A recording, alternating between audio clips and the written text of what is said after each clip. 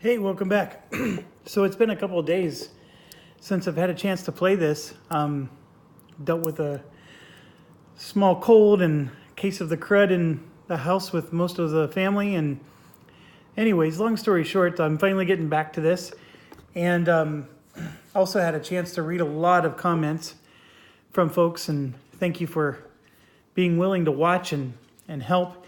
And my biggest takeaway before I stopped was there's clearly portions of the rules that I'm not realizing even exist.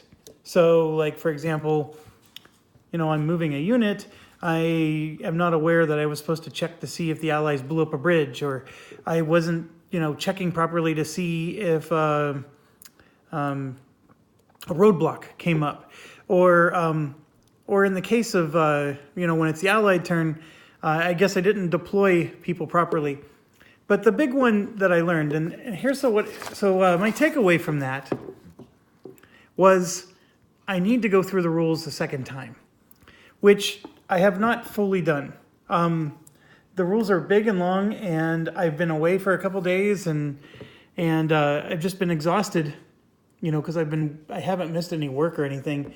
So it's just your typical day where you're going to work all day and then you're just so exhausted afterwards that all I did was just veg on the TV. But anyways, the point I'm trying to get at here is I didn't read the rule book a second time like I wanted to. What I did do is I printed out this solo booklet. This time not double-sided, because the double-sided was confusing me because it didn't have page numbers on it. Otherwise, the double-sided would have been awesome. But I did that, and I went through it, and I was like, okay, what am I missing? And this is a lot more awesome than I originally thought it was.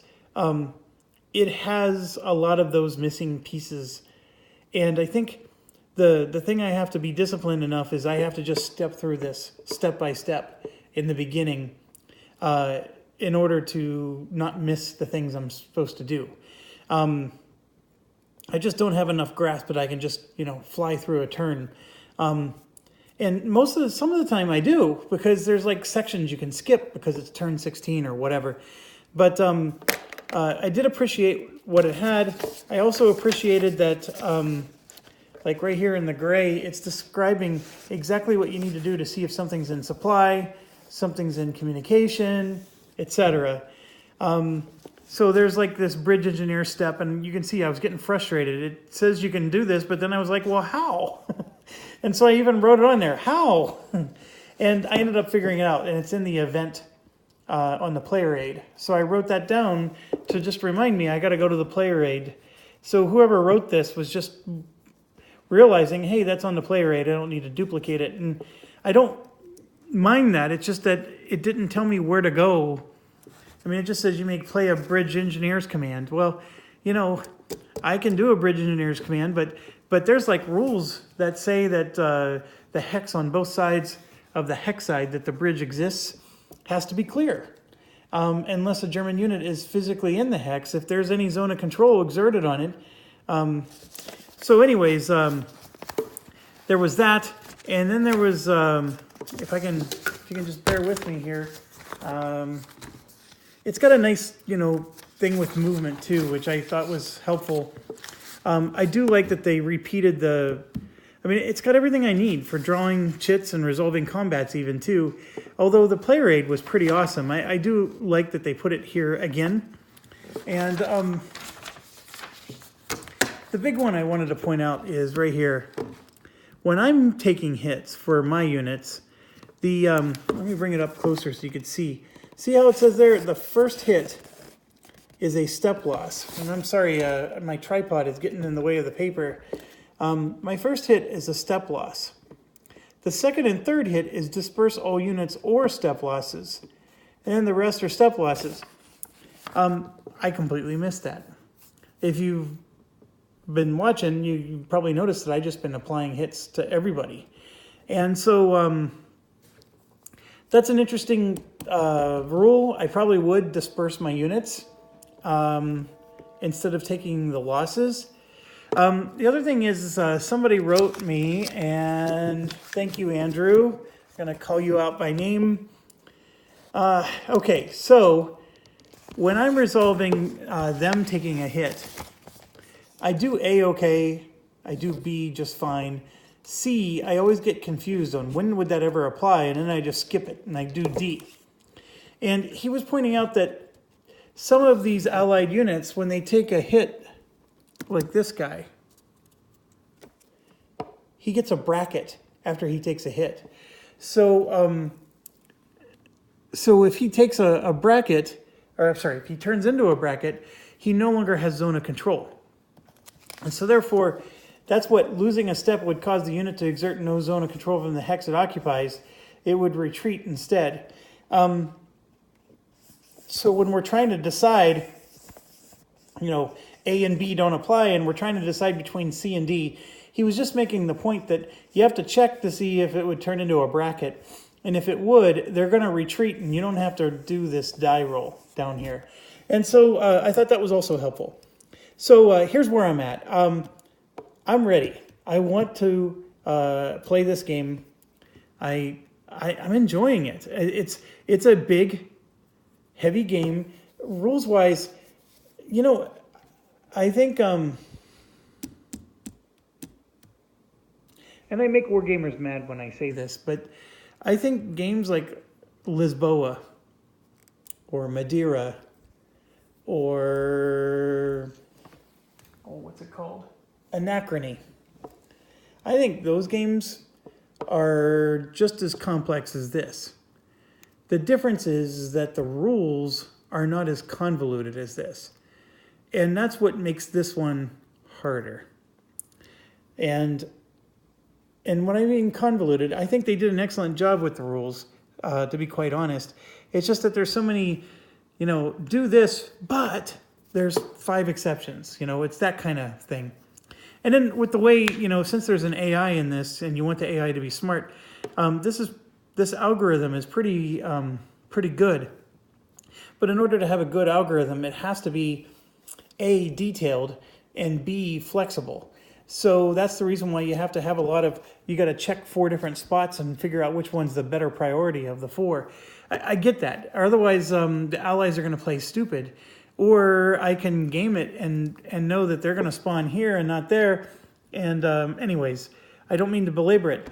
So I'm trying to say I'm ready. And I want to really get good at this. And I also been noticing that no one's doing videos of the Allied solo game. Everybody seems to be doing the German one and then just stopping. And so somebody wrote me privately and said that they see a big opportunity that if I can get through this, that they really want to see the Allied solo game come out as well. And I'm willing to commit that to you guys because I mean, it's not like I'm not having fun.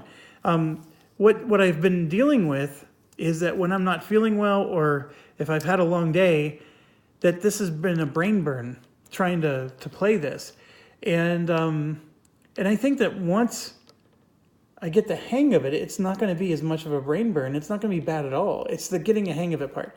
So anyways, this booklet is going to be my guide. We're going to follow it step by step. And then we're going to do a second playthrough.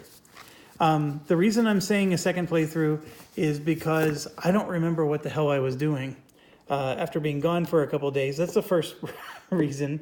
The second one is I think I've taken some serious hits because I played poorly, meaning, units took damage, things like that.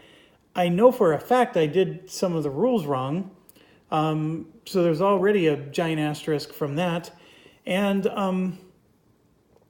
that disperse rule, where I could have dispersed my units instead of taking hits, I would have done that every day and twice on Sundays. So there's a big part of me that's just feeling like I got a lot of injured units that I'm going to have to spend replacement points on, but I have to wait until day 20 to be able to do it. And anyways, I want to basically start over.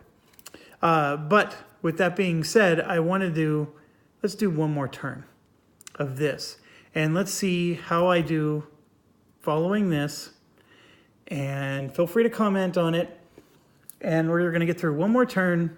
And then we're going to start over and do a second playthrough and see if we can do it the real deal. I was also offering to Skype with somebody. I think this would be fun to have somebody to talk to while you're playing it. I know it's, I talk, I upload the video, then you guys type back to me. And I do appreciate that. I just, I was offering or thinking, wouldn't it be cool to get more real-time feedback? But that's not easy to do.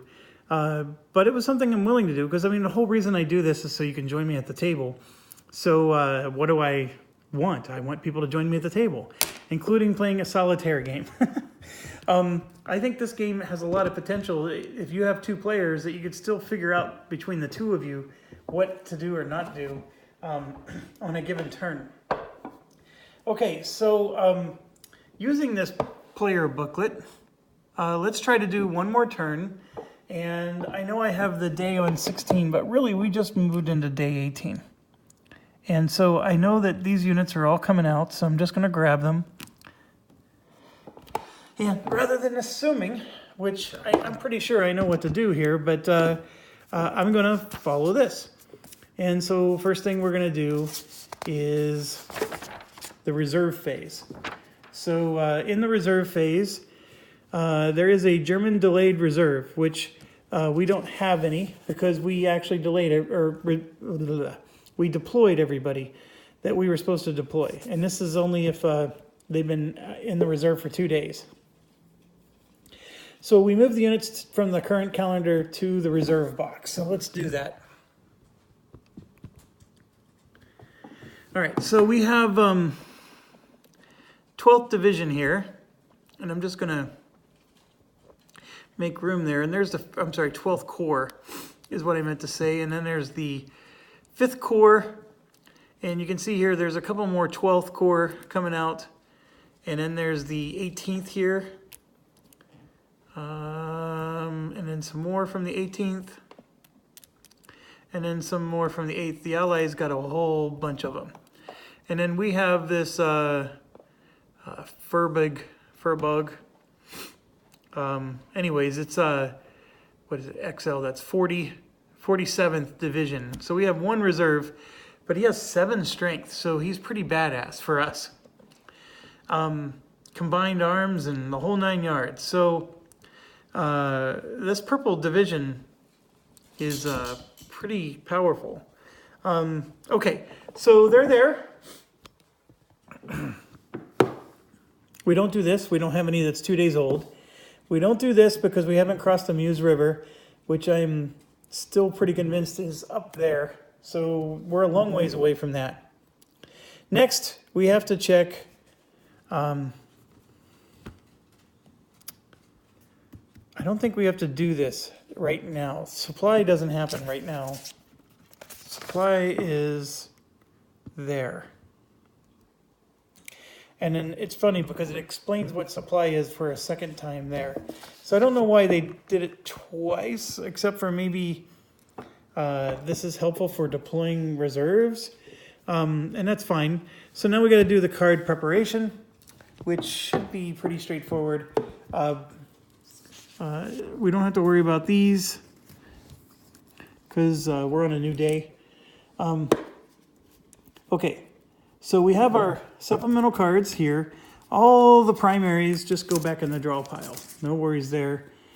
These ones don't go back into the supplemental pile until we're done shuffling.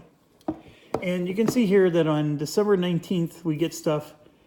We're not on December 19th yet. We're on December 18th. So we really don't get any new cards, is all I'm trying to say there.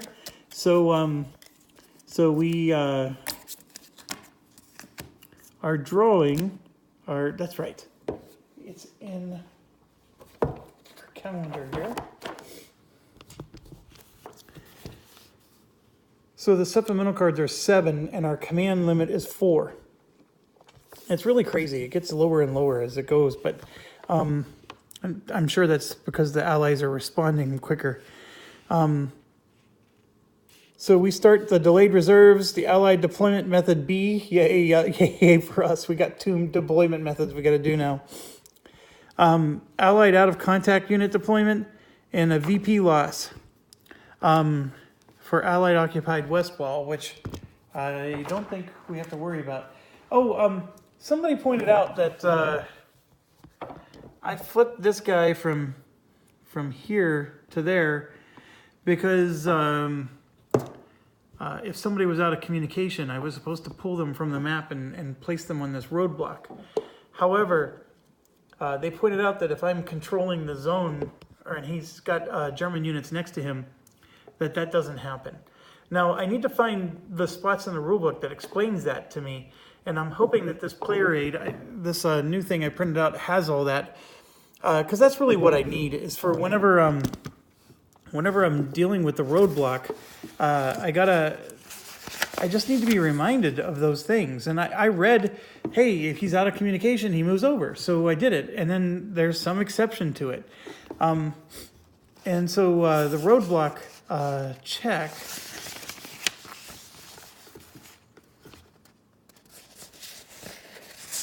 Oh, when the heck does that happen?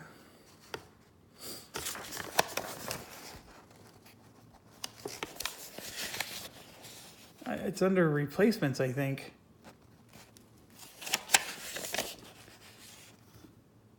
Yeah, so here's explaining what out of contact means. That's right, because reserve units would go where there's a roadblock, I think. Placing a roadblock reserve unit. Reserve unit before out of contact, da-da-da.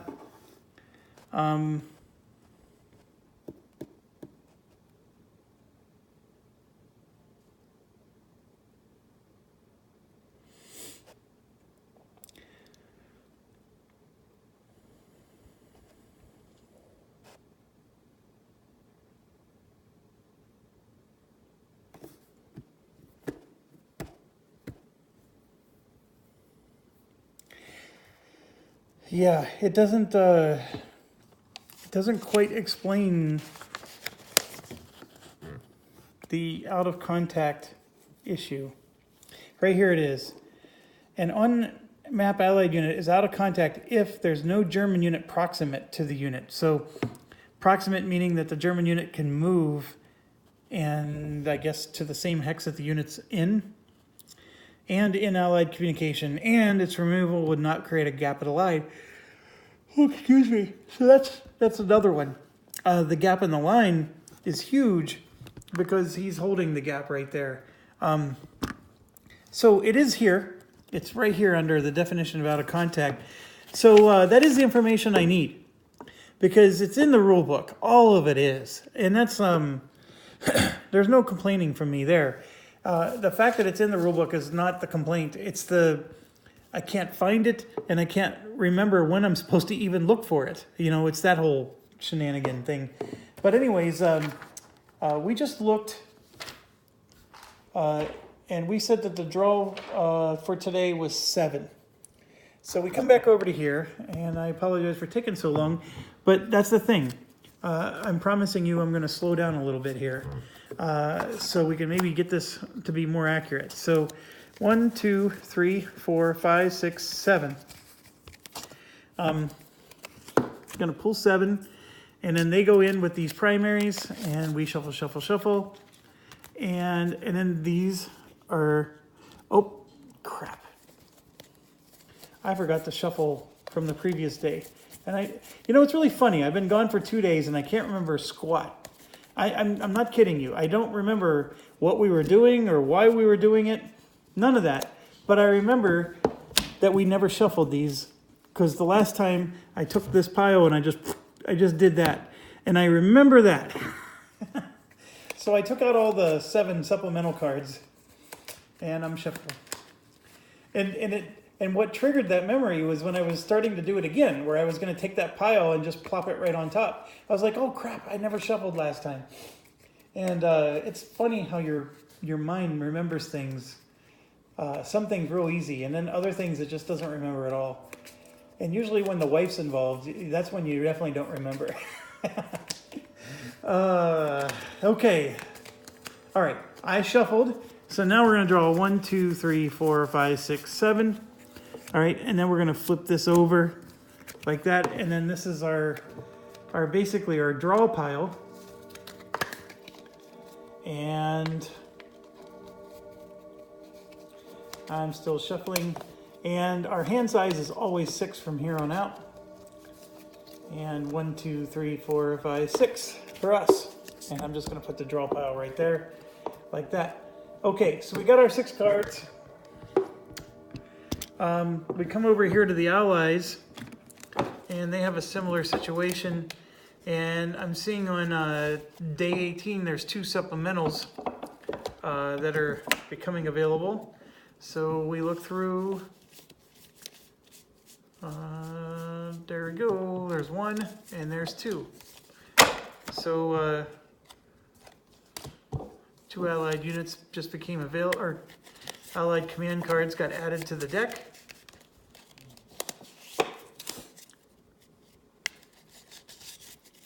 I think, so I know I'm starting to finally get the hang of this. I'm not saying I'm mastering it yet, not even in the slightest, but I'm at least getting the hang of it. And I understand the flow of the game and everything. There's a part of me that's really itching to play the Allied solo more than the German. I don't know why, but I like tower defense games. It's like a guilty pleasure for me to play tower defense games, and I like defending. So that already appeals to me. And then just, I think the thing with the Allies is you got to hold off on the initial onslaught and then gain your momentum. I don't know if it makes it easier or, because the Allies sort of had a lot of advantages. We'll see. I mean, I think with this German solo game, I got some pretty powerful units. I just got to use them properly. Okay, that's enough shuffling for this. And then we take this and shuffle.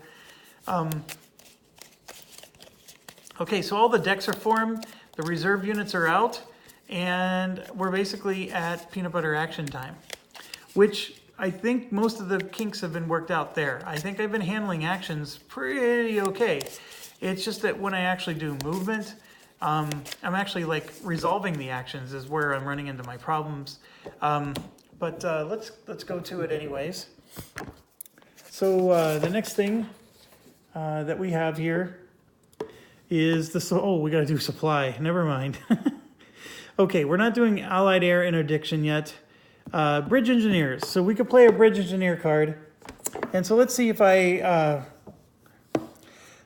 did read this player aid just recently.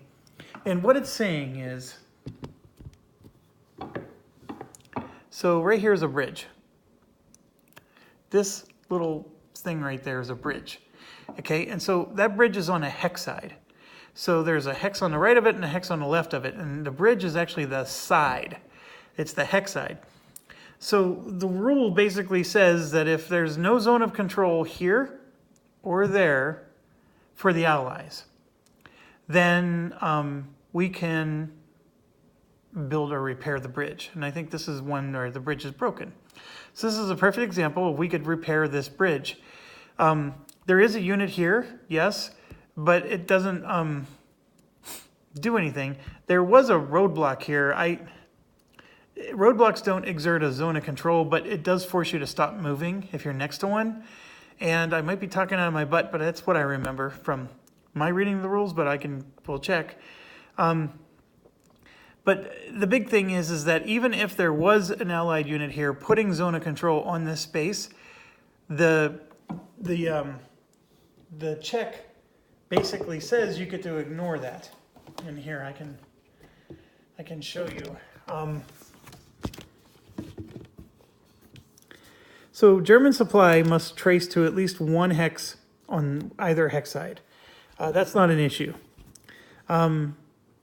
Neither hex may be occupied by or in the zone of control of an Allied unit unless occupied by a German unit. So what it's saying is if there was if there was a zone of control on one of the 2 hexes, if your German unit is in that space, then it cancels. Or the rule doesn't apply, if you will. Okay, so we do have a wonderful candidate here. That's this guy. But I would have to pay an engineer card. And I don't know if I want to. I'm looking, and I don't even think I have an engineer card. I have this one. And if you remember correctly, this one's a pretty badass one. The Army Group ones are really nice, and I don't know if I want to waste that on a engineer, or so just to build a bridge. And the reason I'm saying that is, see how it says any command event right here? That means, well, that means any event. What are these? These are bridge engineer commands. Okay, never mind. We can't do that anyways. Yeah, and so just to help you out, I got all primary cards. Look at this nonsense. So entirely primary cards, and then one supplemental. So we're going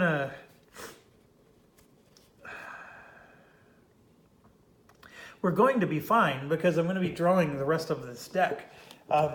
It's just that when we start out here, I don't have any engineers, so nothing I can do about that. So next thing we do is supply status, and you can see here that the Germans don't get out of supply until turn 19, and so then we just have to check for the Allies. We have to check if they're in supply, etc. And so here's the really nice summary of what that means.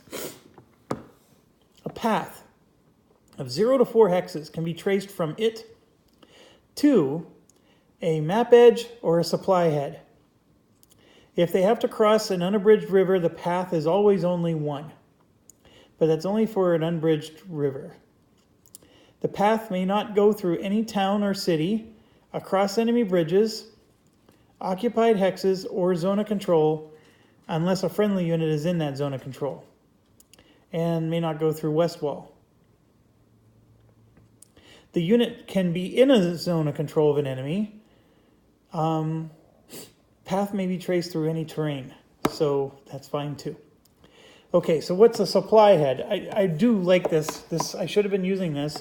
So this is nice. Whoever wrote this or did it, if they ever watch this video, I tip my hat to you. That's all I say. I'm already enjoying this. This is helping me so much. A road hex is a valid supply head if a path of roads can be traced from it to a hex on a friendly map edge with a road leading off the map. The path may not pass through any enemy town, city, cross bridges, or enemy zone of control unless occupied by a friendly unit. Okay, so now something's coming back to me that we were doing 2 days ago, and people were writing. I was quite obsessed with taking this town right here. So let me show you real quick. I was trying to take this town, which I did take, because I thought that since these roads have to go through this town, that I was cutting off their supply. But what it's saying is they can trace a path of 0 to 4 hexes. So this guy here can just go wing, bing, bing, and then get to this road, and then he's supplied. So unless I had zone of control here, like if I had a unit here and I was cutting off zone of control this way, then I'd be in better shape, but then they can still get to here and squeak by that way. It gets really crazy. However, I am asking, because this is the thing, I do want to start over, like I said, right, and try again.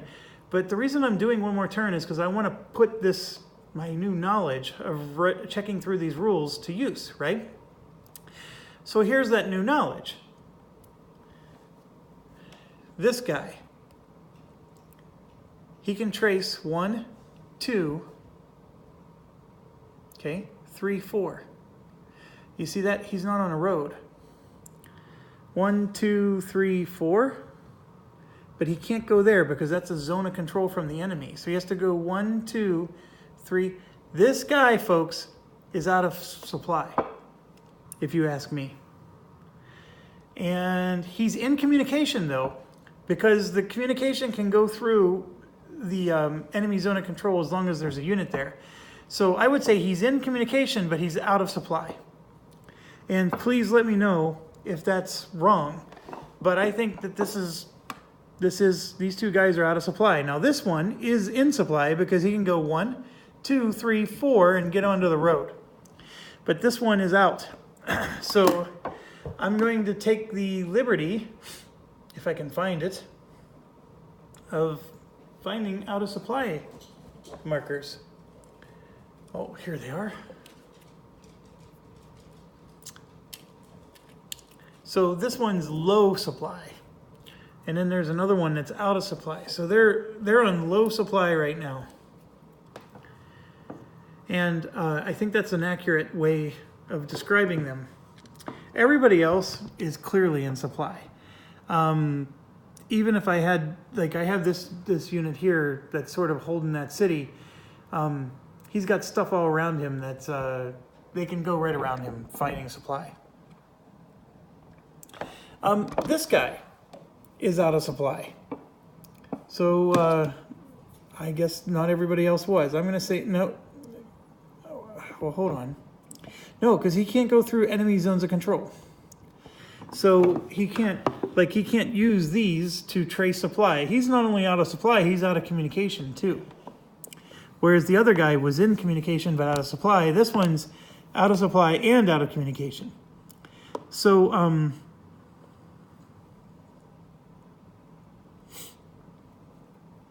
I do like, he put a special note that roadblocks don't block anything as far as, so if a German has zone of control over a roadblock, that means the roadblock is not helping them to do communication or supply.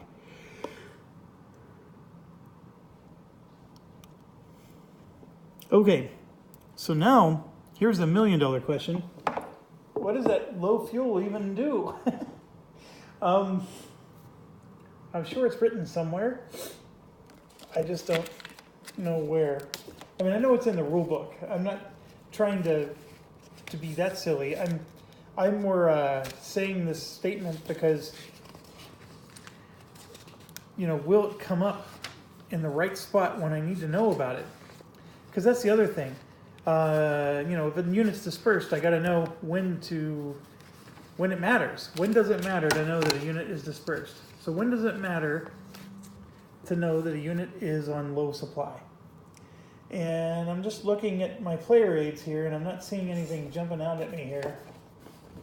I do know, based on the fuel shortages, well, this is different. That's for Germans. That they do a surrender check eventually, but that's like many turns later. So I don't think we have to worry about that now. But yeah, maybe it'll jump out to me when we need to know it. But is there something about them being on low supply that I can take advantage of? That's the question. Okay, so now we move to the command phase. And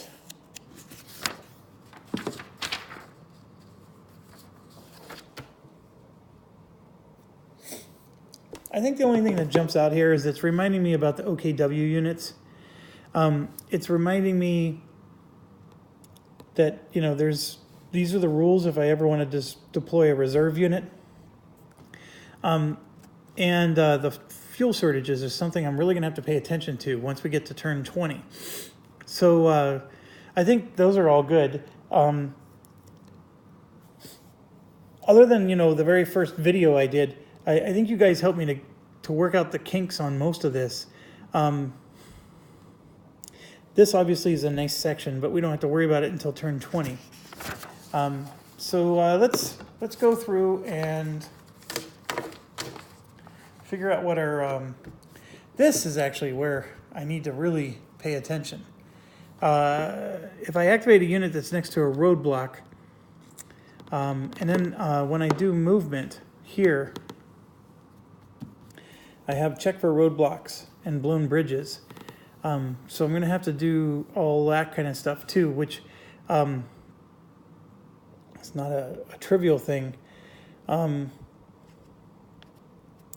think what's interesting is it says to check for them, but then it doesn't. See, that's the thing with this. The one thing this is missing is it doesn't say where. Where am I supposed to, like, if I want to know what the rules are for checking for roadblocks, where do I go? It doesn't tell me. I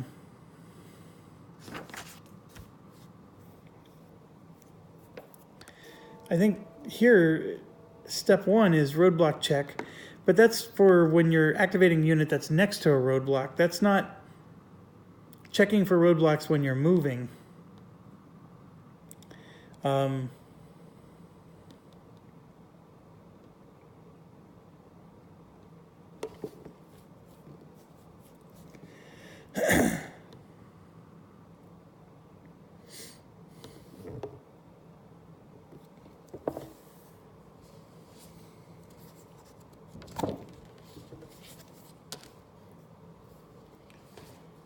There is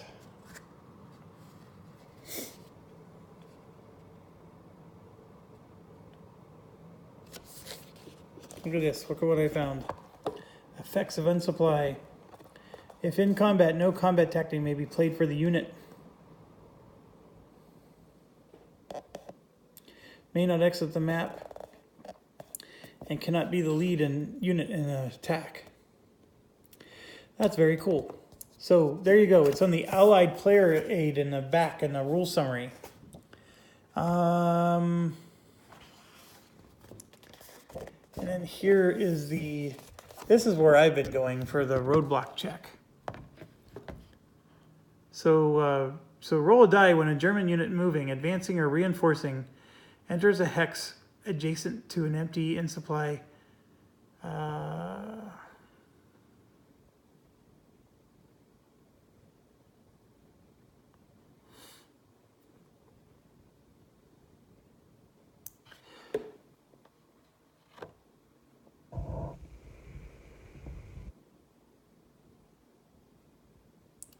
So somebody pointed out to me that I'm supposed to only do a roadblock check once.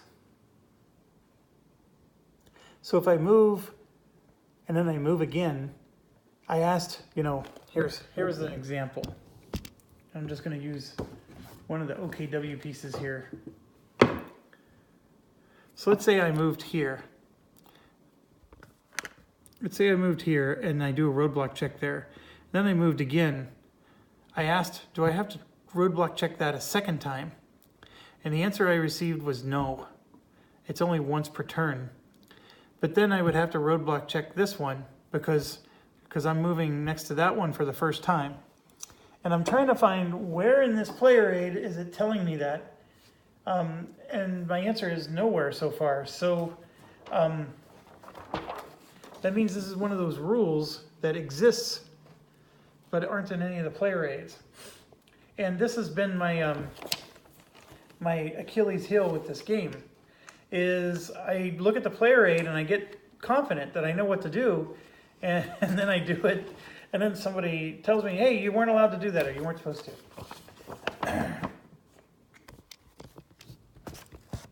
So right there, each time a German unit enters a hex that is adjacent to an Allied position hex.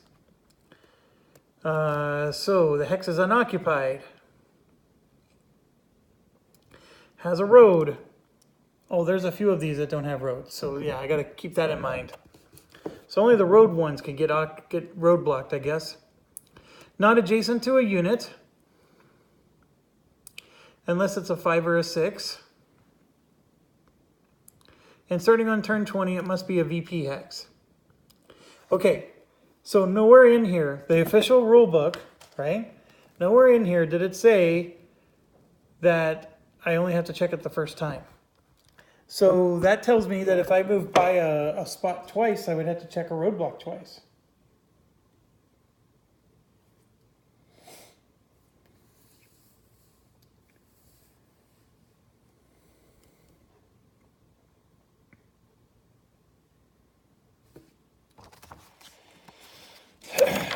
So I don't see anything.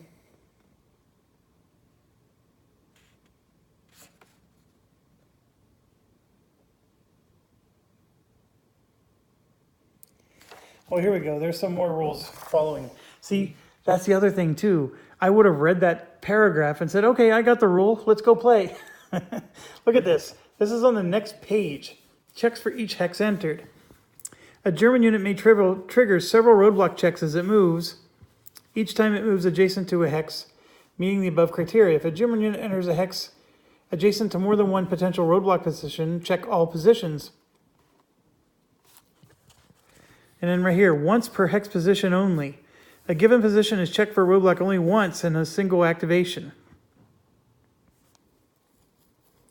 So if you determine there's no roadblock there, then you can continue. So right there, that perfectly answers my question. But here's what's crazy.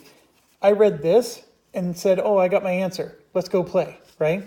I had to go to the next page and get through this gobbledygook. And then here's these two sections here were really addressing my question.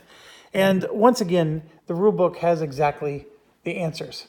It's just I don't always know that they're there, or I don't find them. And sure enough, it says do not conduct another roadblock check. So perfect answer. And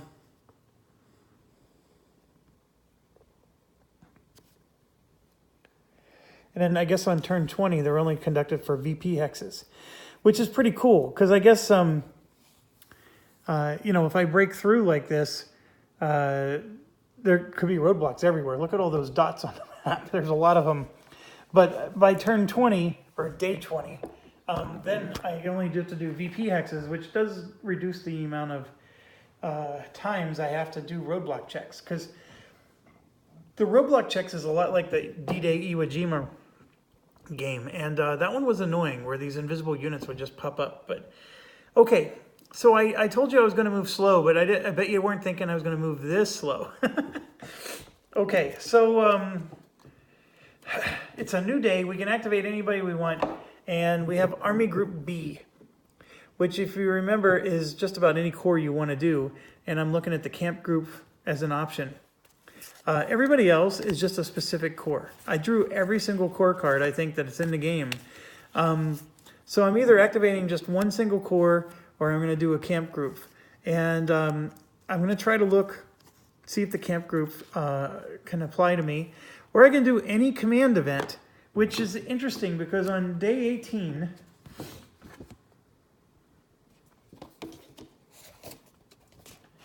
there's a couple things available to us.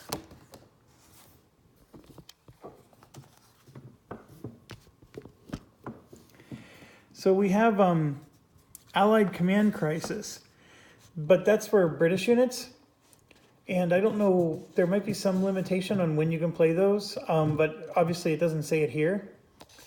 But here on Eisenhower Hesitates, delay all units of the 82nd by 1 day. Move the units to December 19th on the calendar.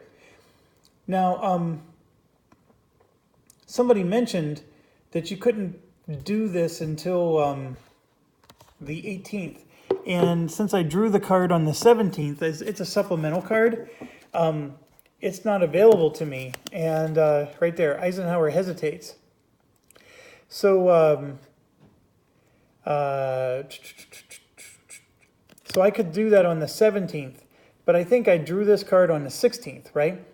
And so then it was in the pile that I could not draw from for the 17th.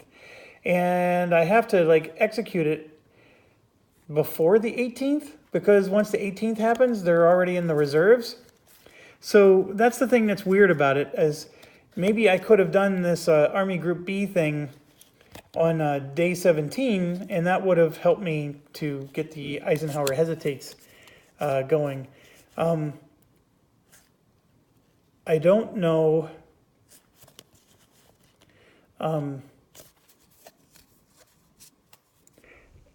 I guess what I'm trying to say is the part that's weird about this is that these don't tell you, it says delay all units, but does that mean if it's in the reserve, I can still delay them? Could I do that? The 101st Airborne. Now, who is the 101st Airborne? Let me go check. Here they are. They're the ones that are actually being annoying because I'm busting through their gap right now, and so they keep popping up in front of me. Right there is a whole bunch of 101st Airborne. So could I delay them by one more day by playing this Army Group B? I think I can. Because since they haven't been, they're in the reserves, I could cause them to be delayed by a day. But that's Eisenhower Hesitates. So I can do my thing here and get...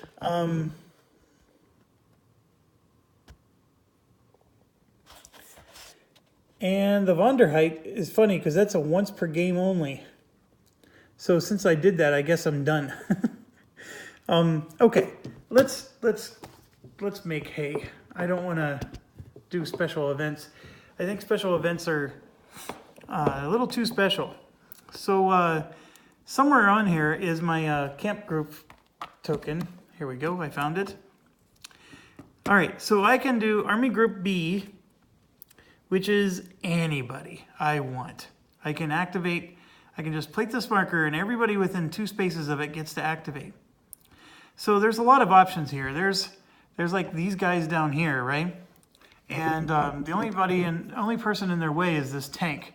And we can really get some movement across the bridge, except I didn't repair that bridge, so it's still a bit of an issue. We can also try to finish this guy off. But if it wasn't for the fact that I took so many hits, there's actually in my opinion, a better option. And that is I want to maybe pound these guys in the north still a little bit. And here's what I'm thinking. I could put the camp group right there.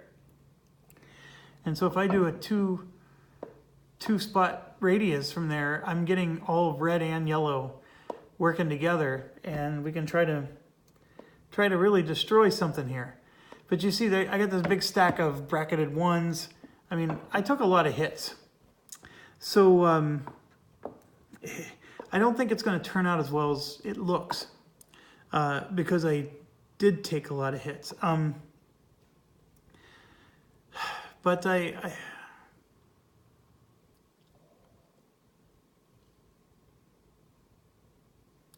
can really get some units out of communication and even out of supply if I can pull this off.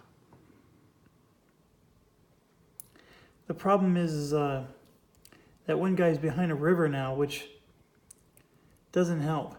This is part of the reason why I want to start over. I know I screwed up and I just want to start over here.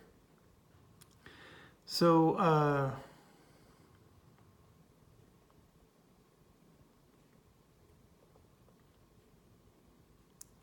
yeah, I feel like whatever attack I do there is going to be a weak attack.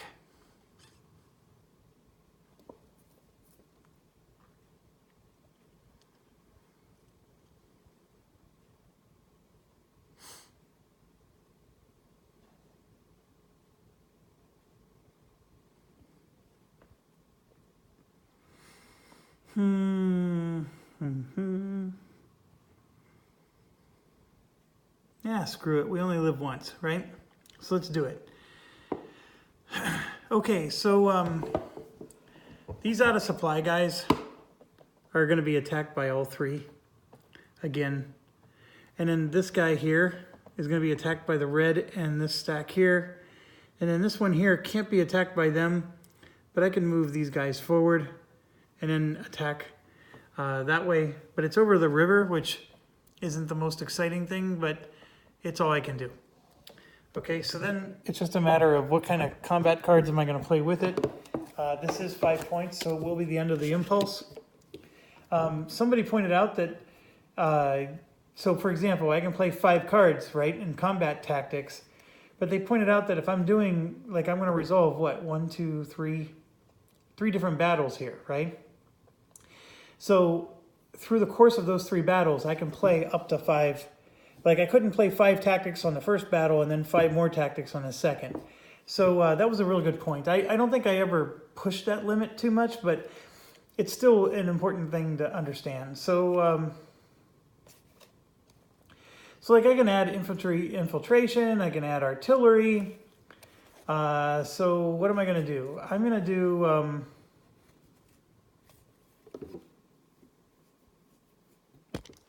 I don't know. See, I'm still reluctant with adding these tactics because then I'm losing cards, right, that I could be using for some other purpose. But so I'm going to do fixed artillery, and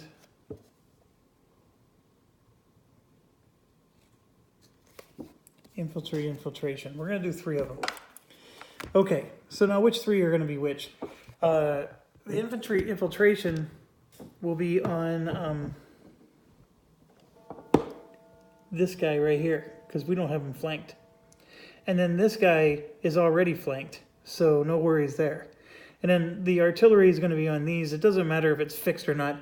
The only difference is that the west wall is where the artillery is coming from. So whichever one uses the west wall will get the closer one, and then the other artillery will get the one further away. So that's the only thing you have to be mindful of, is that the fixed artillery uses the west wall. And if you're ever wondering, well, how many spaces from the west wall can you shoot from? That's what this FAR thing is. So you can see that there where it says German FAR 4, that's fixed artillery range. So that's where that comes from. Okay, so let's do the first one. I actually like the player aid when it comes to these battles. I'm not saying that this is not good, but the player aid is pretty darn sweet. And so let's do this real quick. All right, let's do this battle in the back. It's just one single unit there, as you can see. He has 2 steps on him. So the minimum chit draw is 2. And then we're going to do 1, 2, 3. And then I have 3 bracketed. So there's only 3 chit draw. The combat tactic makes it 4. And then the elite makes it 5. So I get to do 5 because a 5th one because we're elite. We are attacking over a river, which I think causes something.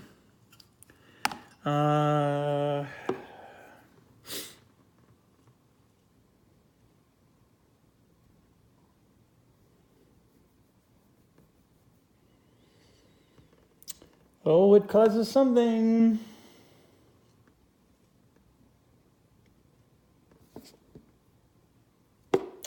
You know what? It's on here. See, attack strength is cut in half. So he has a strength of 3. We're at 5, 10, 12, 13, 14, 15. Cut in half. That means we're only at 2 to 1. Oh my gosh, this is going to be we're going to get our ass kicked. All right, here's 2.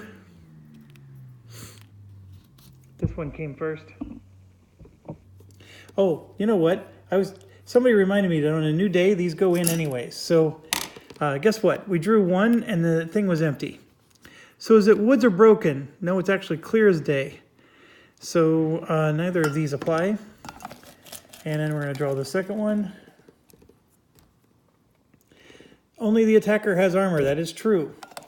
And then I get to go, what did I say? 5. We did 2. Yeah, I'm going to draw 3 more. So here we go. Only defender combined arms. No, he's only an infantry. Only the attacker has combined arms. I am greater than 1.5 to 1. So I'm taking a hit. And I'm taking another hit. So that hurts. So we're going to take 2 hits. And then he's taking 2 hits. So unfortunately, he's got 2 steps. So first one, the hits are greater than equal to his steps, so he's going to retreat 1 hex.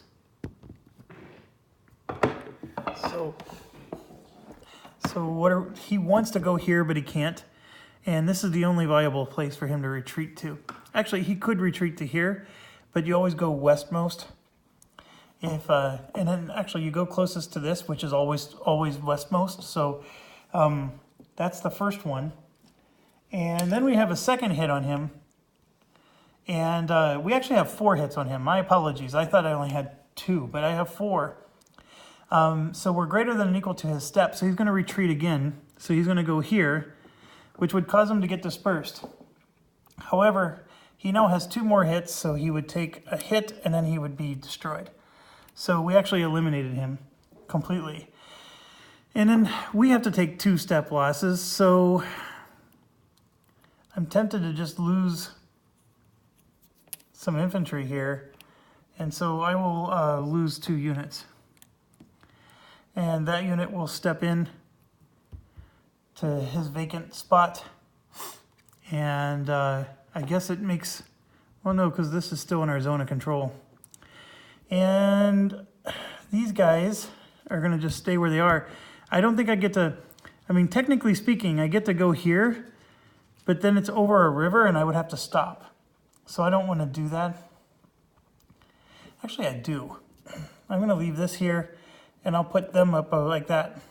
So that way we're getting some zone of control up here. And I'm on the other side of the river, so I can go put a world of hurt on them from behind, or even on this guy. So anyways, we succeeded. And we took our 2 hits. And, oh, you know what? I forgot my rule that I said that I forgot about. So I took a step loss with one guy, and then I'm going to disperse for the second. So only one guy got lost. Okay, so now we move on to the next one here. And he has 2 units, and he's out of fuel. Or I'm sorry, low supply. And all that means, oh crap. They drew a card. They would have gotten an engineers. So the engineers is what for them?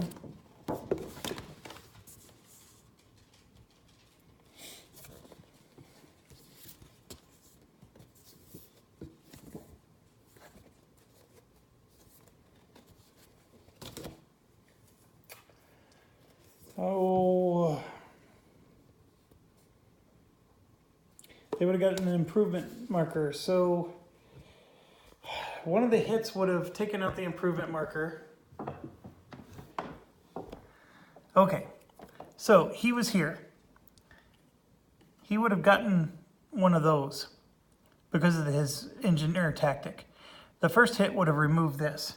So now he has 3 hits left. First hit would have retreated him to here. So now he has, so now he has 2 hits left. That still would have retreated him to here. So now he has 1 hit left that would have damaged him like so, and then he's dispersed. So that's where he would be. Okay, so now we're doing our other guy. And the reason I bring that up is because since he's low in ammo, he does not draw a card. That's the reason that reminded me that I keep forgetting to draw the dang card.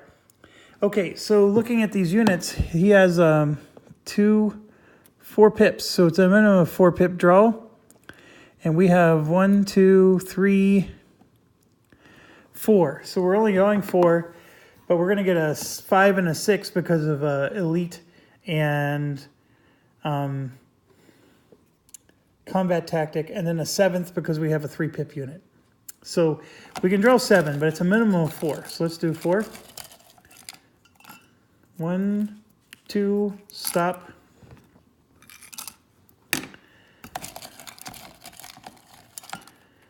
3, 4. Okay, so do we have gun power, air power? No. On either side, nope. Okay, is the 5th Panzer Army involved? No, they're not. They're the darker ones. Allied air power, nope. So, are we greater than 1.5? We are. I didn't sit down and calculate it, but guarantee you we are. And are we a large attack? What did I say? 1, 2, 3, 4. Yes, we will be because we're going to draw 7. So let's do it. Greater than 7 or 1. Let's check, figure it out now. 2, 4, 5, 6, 7, 8, 9, 12 to 5. So it's 2 to 1. Definitely not greater than 7 to 1.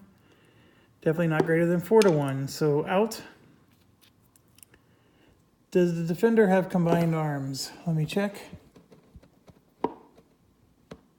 Nope, just infantry. So we got him there, and we got him there. So so it was a large attack because we drew 7 chits. Even though they don't all apply, that doesn't matter. Just the amount that are drawn. So he got 4 hits, and then we have 2. So I gotta take a quick break, and I will see you in a few, and we'll get this resolved.